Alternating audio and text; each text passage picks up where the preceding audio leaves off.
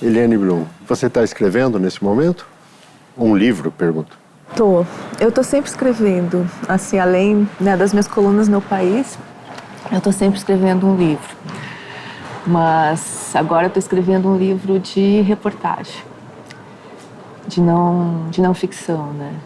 Só que eu nunca gosto de falar do que eu não terminei ainda, porque eu escrevo, as coisas acontecem dentro de mim, assim, é que nem quando eu volto de uma viagem grande de reportagem, eu tive num outro mundo, né, saí de mim, fui habitada por outros jeitos de viver, mas eu não consigo falar até eu não terminar de escrever, né? Eu chego em casa, as pessoas me perguntam, né, meu marido, minha filha, mãe, como é que foi?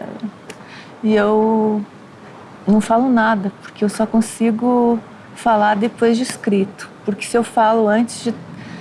o processo acontece dentro, assim. Então eu tô agora nesse processo com esse livro é um livro que eu trabalho há muito tempo nessa história, assim. E eu tô vivendo isso, assim, de escrever ainda meio dentro, não tá fora. Falar é uma coisa difícil para você. Para mim eu sou uma escutadeira, né?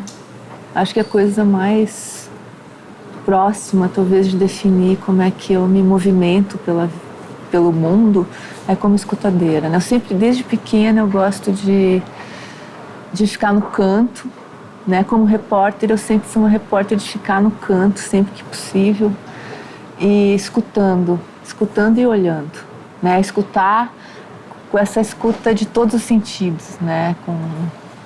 Escutar também a textura das coisas, né? As cores, não só a fala, né? Os silêncios. Então é assim que eu faço, tanto.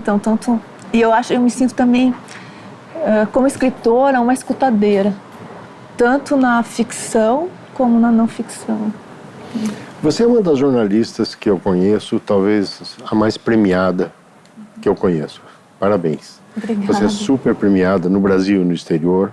Tem livros publicados também no exterior. E eu queria te perguntar, como é esse caminho de ser traduzido para um outro idioma? Como aconteceu no seu caso? Você foi procurada ou você tomou a iniciativa? Então, eu sou repórter há quase 30 anos, né? Mas livros, eu escrevi um livro em 94, né? Que foi Coluna Prestes, A Avesso da Lenda. E depois eu voltei a publicar livros em 2006. E aí hoje são 6 livros. Mas eu não sou tão traduzida assim, né? Eu tenho uma agente, né? Aqui no Brasil, né? Que é a Lúcia Riff. Tem uma outra agente que fica em Berlim, que é a Ania. E eu tenho alguns contos traduzidos, francês, alemão e finlandês. E meu romance, que foi traduzido por inglês, né, que foi lançado em inglês no ano passado. Você tem contato com os editores estrangeiros, aqueles que te publicaram? Tenho com alguns, assim, eu sou tanto como repórter ou nos meus livros, eu sempre acompanho tudo. Eu sou bem chata, assim. Terminar de escrever e deixar não é o meu jeito. Eu quero saber, eu quero ver a capa, eu quero ler a tradução. Quando eu entendo, né, finlandês, eu adoro, porque eu não entendo nada, então eu fico super feliz com o livro. E porque às vezes, né, a tradução é sempre uma coisa difícil, né, para mim, acho para todos os escritores. E eu acompanho, né, eu me meto em tudo na letra, fácil. No papel, na escolha do papel do livro, né, na foto. E depois, quando o livro sai, eu vou nas livrarias, eu quero saber como ele está exposto. Eu fico cuidando se tem meu livro nas livrarias, se não tem, eu reclamo para as editoras, né? Para mim, o livro não acaba quando eu termino de escrever. Eu sei que suas colunas são super comentadas nas mídias sociais. Com os livros, também acontece isso com os livros ou menos? Ou tem uma intensidade menor? Qual é o que motiva alguém a comprar um livro seu, na sua opinião? Eu acho que é muito difícil saber o que leva as pessoas a comprar um livro, assim. O leitor em grande parte, ele é enigmático, né? Quem é o leitor? A gente não sabe quem é o leitor. Quando não tinha internet, eu sempre gostei de escrever textos longos, né? Sempre gostei, minhas matérias sempre eram muito grandes, então, portanto, tinha uma grande briga por espaço no impresso e sempre sofria muito, porque para mim, cada parágrafo cortado, cada página que eu perdia era uma história que deixava de ser contada, então, portanto, era uma traição à pessoa que tinha confiado em mim para contar a sua história. E eu brigava por isso, sempre me diziam, o leitor não gosta de texto longo, ou, enfim. E eu pergunto, mas como tu sabe que leitor não gosta de texto longo? Então, o leitor era aquela figura que servia para tudo. Então você pensa no teu leitor, quando escreve. Você pensa nele. Ele passa pela a imagem passa pela sua cabeça quando você escreve? Não sei se é uma imagem. Eu tenho... eu acho que não dá para ficar pensando no leitor, ou ficar se preocupando. Eu não me preocupo se as minhas colunas... é claro que eu desejo que as minhas colunas e os meus livros eles sejam lidos. Óbvio. Mas para isso eu também não me preocupo. Eu não me preocupo em agradar, né? Eu não me preocupo em escrever algo que eu acho que alguém hipotético, alguém tá precisando ler aquilo, ou está pensando, ou gostaria de ler aquilo. A escrita da coluna e dos livros também, os livros cada um tem uma história, né? Eles contam um pouco a minha história, a história da minha vida, no sentido assim de como eu vou me perturbando com o mundo, né? Como eu vou me incomodando e cada livro eu acho que ele dá conta de buracos que vão se abrindo em mim. E a coluna, em outra dimensão, é um pouco isso, é aquilo que me perturba, porque eu não escrevo para apaziguar o leitor, eu escrevo para perturbar o leitor. Eu não escrevo para agradar, mas com a ideia, com o desejo de deslocar as pessoas do seu lugar. Só que para isso eu preciso primeiro perturbar a mim mesma, porque se eu não faço esse processo interno de me perturbar, de me deslocar do meu lugar, de me perceber diferente do que eu acreditava que eu era, eu não consigo fazer isso. Então cada texto que eu escrevo para o país é um processo de me deslocar do meu lugar e de me perturbar. Então, é sempre esse processo. E aí, são essas as verdades que eu busco, né? As verdades, né, no plural, múltiplas, e que a gente não alcança, né? Mas o que eu posso dar para o leitor é isso, é esse meu processo de autoperturbação que eu espero que provoque questões, né? Sobre essas e outras provocações, nós falaremos no próximo bloco. A internet é uma coisa fabulosa, né? Talvez na minha vida, né? Eu tenho 49 anos, seja a revolução. O que eu na minha vida posso chamar de revolução.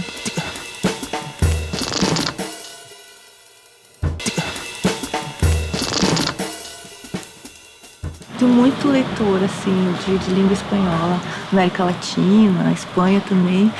Mas eu vejo, porque a gente vê no site, né? Porque o país tem os portais América, Espanha, Brasil, Catalunha. Mas assim, no portal América, minha coluna, ela vai para as 10 mais lidas, várias vezes fica em primeiro, mas em português. Porque a espanhol vai um dia depois, e como tem as redes sociais, e as pessoas acabam te acompanhando nas redes sociais, e eu já posto nas redes sociais, ela acaba sendo replicada também em português, depois que começa a espanhol, que daí é só no outro dia, né?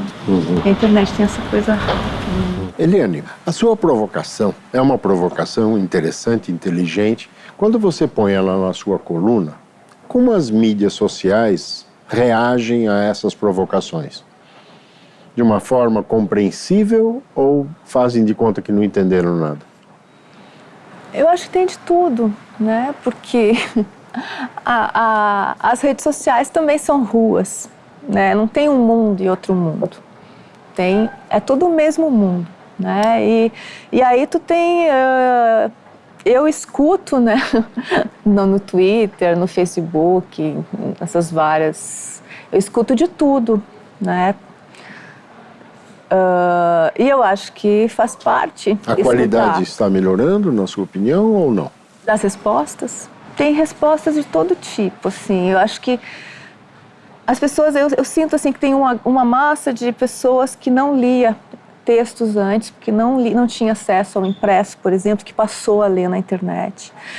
Eu noto que tem uma grande dificuldade de interpretação de texto, né? Isso a gente vê, por exemplo, na questão do humor e da ironia. Trabalhando na internet, eu comecei a perceber que eu faço menos ironias, porque eu comecei a perceber que a ironia e o humor não eram entendidos como ironia e humor. Então eu fico um pouco nesse conflito, porque eu também acho que é importante a ironia, acho importante o humor, acho que é uma coisa muito sofisticada, o humor, por exemplo.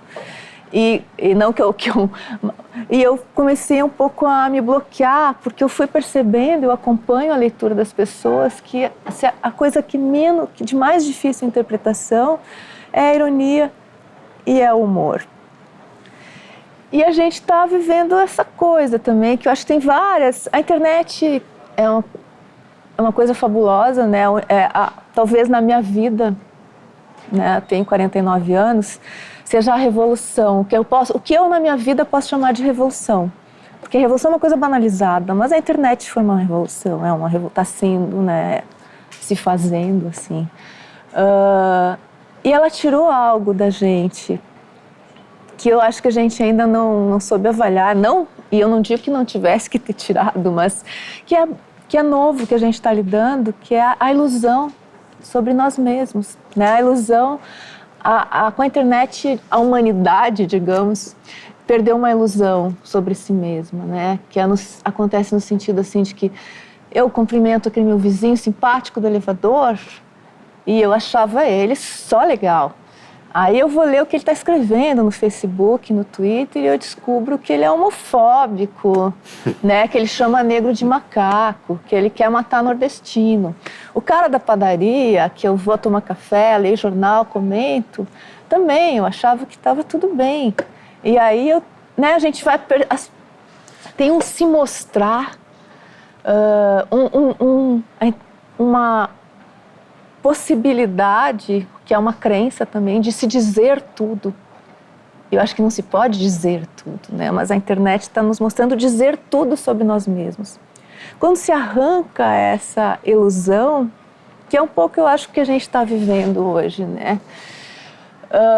Talvez um excesso de convivência também. Acho que nunca se conviveu tanto, porque são ruas mesmo, umas ruas virtuais, né? A gente nunca conviveu tanto, então a gente está vivendo muito essa realidade esgarçada. Sem dúvida. Né? Eu acho que talvez a palavra que eu tenho mais repetido ultimamente na minha vida é esgarçado. Assim, eu me sinto esgarçada, numa realidade esgarçada, né? Nesse tempo acelerado, né? Que é um tempo não humano, eu acho. Né? E isso tudo tem a ver com o que a gente está vivendo. E eu vou acompanhando os meus textos e vou olhando como eu sou lida por quem diz, né? Porque tem muita gente que me lê e não diz nada. E isso me ajuda a entender o mundo que eu vivo, né? Eu não levo assim para uma questão pessoal, assim, de aquela pessoa. Eu ouço coisas horríveis, né? Às vezes eu sou ameaçada. E com mulher é muito interessante, né? Porque homem, por exemplo, se ameaça de morte, mulher se ameaça de estupro, né? Isso é muito comum. Mas eu tento me deslocar e olhar, né, a resposta das pessoas me ajuda a entender a época que eu vivo. E como colunista, o que eu tenho que fazer é qualificar, né, me esforçar para qualificar as questões sobre a época que eu vivo. Né? Então isso para mim é muito fascinante, embora no começo tenha sido difícil. Porque eu nunca tinha, né? Eu trabalhei tanto tempo no impresso e A gente lá vinha uma carta, que outra do leitor, aquilo era editado, era um trechinho. Na verdade, eu nunca soube como é que as pessoas me liam. Quem era esse leitor que a gente começou a falar no começo, né? O que é um leitor? Não existe esse leitor. Agora eu tenho eu vivo ali, né? Nessa conversa. Muito bom. Nós vamos fazer mais um rápido intervalo e voltamos já já. A gente precisa perceber que a Amazônia é o centro do país, talvez mais do que São Paulo, Rio e Brasília. A gente precisa deslocar a ideia do que é centro, né? Isso passa pela cultura e passa pela educação.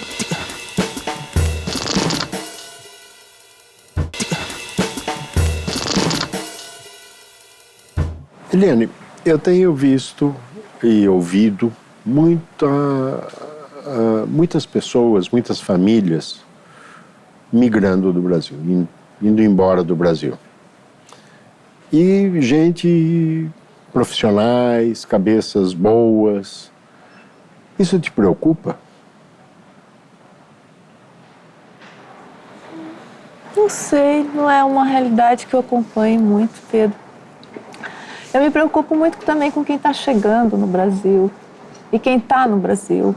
A gente está recebendo muitos imigrantes, né, africanos, haitianos, e tem sido interessante, brutal acompanhar o quanto de racismo há nessa recepção, né, da população, de vários setores da população brasileira, esses imigrantes que estão chegando, isso num país de imigrantes. Porque eu sou descendente de italianos que chegaram no Brasil no final do século XIX e vieram para cá porque estavam mortos de fome, né, e também obedecendo uma política de branqueamento, e chegaram num lugar que não estava vazio porque era ocupado por povos indígenas, né? Então, o Brasil é fundado nessa brutalidade que é a eliminação do outro, né? E que outro, né? Primeiro os povos indígenas, depois os negros, e a gente continua vivendo isso, né? A gente continua vivendo o extermínio dos indígenas, a gente está em 2015, a gente continua vivendo, né? Em alguns casos, o genocídio, o etnocídio indígena, a gente continua vivendo as questões de uma abolição da escravatura não completada, né? Então, isso me preocupa mais do que quem está deixando o Brasil. A crise econômica agrava essa situação? A violência cresce, na sua opinião? Eu acho que a crise, ela agrava todas as questões, né? É um retrocesso. Eu acho que sim, mas eu acho que a gente já vivesse essas questões, elas nunca, com crise, em momentos melhores ou momentos piores, elas são questões que a gente não enfrentou. A qualidade de vida do brasileiro piorou ou melhorou, na sua opinião? Eu acompanho um pouco a periferia de São Paulo, acompanho especificamente algumas famílias que ascenderam, né, no governo Lula a classe C. E eu vejo que isso foi muito importante, assim, que teve uma melhoria considerável. Só que, claro, a gente tem que ver como foi essa inserção. Essa inserção é uma inserção, em grande parte, pelo consumo, né? Essas pessoas que hoje estão com medo de perder, né, um poder de acesso ao consumo que não tinham antes, que passaram a ter, e que hoje, com a crise, começam a sentir no supermercado, que começam a perder de novo a possibilidade. Às vezes são coisas muito simples, né? Como eu me lembro, né, no final do governo Fernando Henrique, eu acompanhava essa questão. E o grande drama era não poder comprar, às vezes, Danoninho. Às vezes, essas coisas pequenas, né? E que agora começa a voltar também de novo a não poder comprar. Só que essa inserção pelo consumo, ela não teve a mesma preocupação de fazer isso com acessos a serviços de cidadão, né? A cidadania, né? Acesso à saúde de qualidade, à educação de qualidade. Então, o que eu acompanho, né, dessas famílias que ascenderam à classe C é também fazer um caminho que a classe média tradicional já fez, né? De tentar fazer de tudo para tirar da escola da pública e pagar uma escola privada, de pagar um plano de saúde, que é um plano de saúde muito ruim, mas é privado, e que quando precisar, quando apertar mesmo, que tiver uma doença séria, quem vai pagar é o SUS.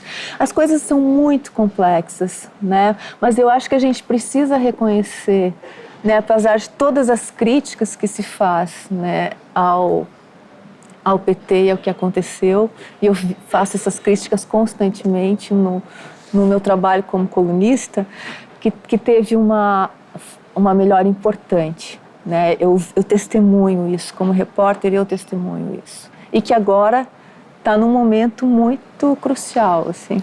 Helena, se você fosse convidada para ser ministra da Cultura e aceitasse, o que você faria? Eu jamais aceitaria. Você acha que a cultura no Brasil tem uma boa direção? Você concorda com a política? Eu concordo com essa política que amplia o acesso à cultura das camadas da população que não tinha acesso. Eu acho que essa é uma política muito importante. E também há o debate que foi ampliado do que é cultura nesse país, né? O apoio, né, às várias iniciativas culturais que se tem, a descentralização, né, da cultura, tanto na periferia como para outros estados do país que não são o sul e sudeste, né? Eu acho que é isso. A gente precisa, não é nem deslocar o centro do país, a gente precisa perceber que o centro do país, né, que a periferia é central. E a gente precisa perceber que a Amazônia é o centro do país, talvez mais do que São Paulo, Rio e Brasília. A gente precisa deslocar a ideia do que é centro, né? E isso passa pela cultura e passa pela educação. A escola que o Brasil, nesse momento, tem uma nota muito baixa, baixíssima. Investir em educação, o que é isso? Como é que é isso para você? É importante? Não é importante? Né, Pedro, essa coisa de dizer, né, que a educação, que o Brasil precisa investir na educação, que a educação é o grande buraco do Brasil. Só que dizer isso já se tornou uma flatulência, eu acho, nesse país, assim, porque dizer é fácil, ninguém diz eu sou contra a educação, né? Assim como ninguém diz eu sou contra o desenvolvimento sustentável. Só que dizer é muito fácil, né? Ficou tão fácil que ficou indecente, né? Ficou obsceno, né? A gente precisa dizer isso de uma outra maneira, a gente precisa fazer, toda a sociedade precisa fazer algo a respeito disso. Eu tenho tido muita dificuldade em escolher novos funcionários quando existem vagas. A gente aplica testes de conhecimentos gerais muito banais e a maioria não passa nesses testes. Por que você acha que isso acontece? Isso é da cultura ou é da educação? Eu acho que isso não dá para separar essas duas coisas, né? A gente está oferecendo para as pessoas, e nós todos temos responsabilidade nisso, uma educação de péssima qualidade, com professores que não conseguem viver com aquilo que ganham. O que a gente esperava que acontecesse? Né? Porque o espanto seria se não acontecesse. O espanto seria ter pessoas bem formadas, bem educadas, que conseguissem fazer interpretação de textos, que conhecessem. Né? A gente está num momento que a gente tem... É tão importante, por exemplo, conhecimento científico, né, para a gente poder interferir em decisões fundamentais que estão sendo tomadas no Congresso, como já foi, por exemplo, células tronco, agora tem outras, né, e a gente não tem conhecimento para poder interferir, participar como cidadão desse processo. Eu acho que o nosso espanto, talvez o teu espanto seria se tu encontrasse pessoas com uma ótima formação num país que dá uma escola pública criminosa para as pessoas, né? O espanto acho que seria o contrário disso, né? E aí que a gente tem que perceber que mesmo as pessoas que acham que conseguem se salvar não estão salvas. Muito bem, vamos a um jogo rápido. Um título. Amor e Capital. Um autor. Melville. Um personagem. Bartleby. Uma aspas. Se não tiver paz para todos, não vai ter paz para ninguém. Eliane Blum, muitíssimo obrigado pela maravilhosa entrevista. Eu que te agradeço. Obrigada. Muito obrigado.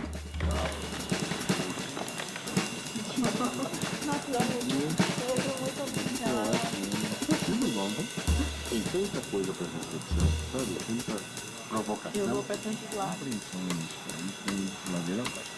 Esse pouquinho já é alguma coisa. Eu começo a ter pressa. Às vezes eu estou sentindo uma sensação de pressa. De ver melhor. Porque é isso, a gente não vai tocar. Isso aqui.